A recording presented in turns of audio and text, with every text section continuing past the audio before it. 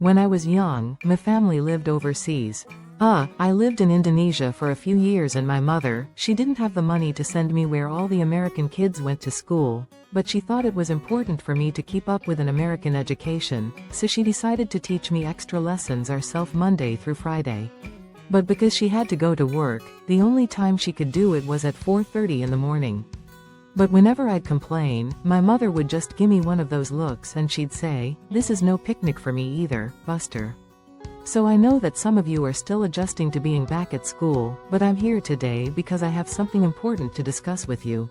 My father left my family when I was 2 years old, and I was raised by a single mom who had to work and who struggled at times to pay the bills and wasn't always able to give us the things that other kids had.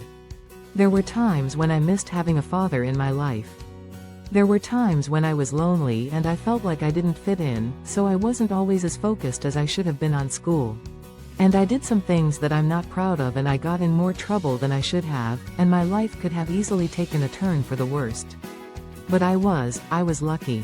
I got a lot of second chances, and I had the opportunity to go to college and law school and follow my dreams. My wife, our First Lady, Michelle Obama, she has a similar story. Neither of her parents had gone to college and they didn't have a lot of money, but they worked hard, and she worked hard so that she could go to the best schools in this country. Some of you might not have those advantages. Maybe you don't have adults in your life who give you the support that you need. Maybe someone in your family has lost their job and there's not enough money to go around.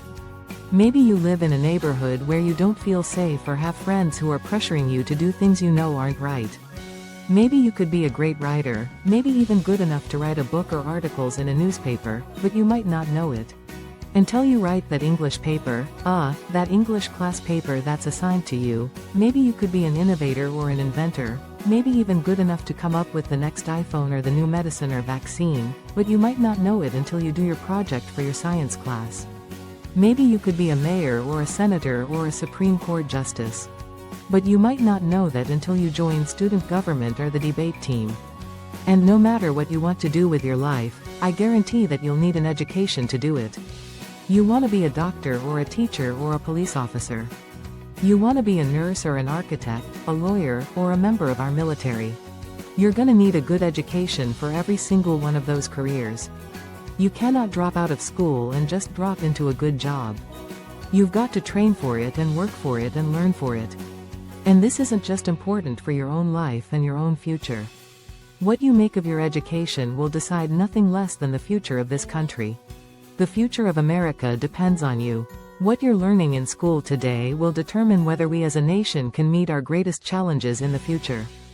You'll need the knowledge and problem-solving skills you learn in science and math to cure diseases like cancer and AIDS, and to develop new energy technologies and protect our environment.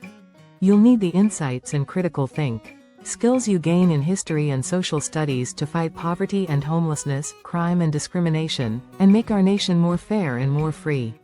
You'll need the creativity and ingenuity you develop in all your classes to build new companies that'll create new jobs and boost our economy. We need every single one of you to develop your talents and your skills and your intellect so you can help us old folks solve our most difficult problems. If you don't do that, if you quit on school, you're not just quitting on yourself, you're quitting on your country. I know it's not always easy to do well in school.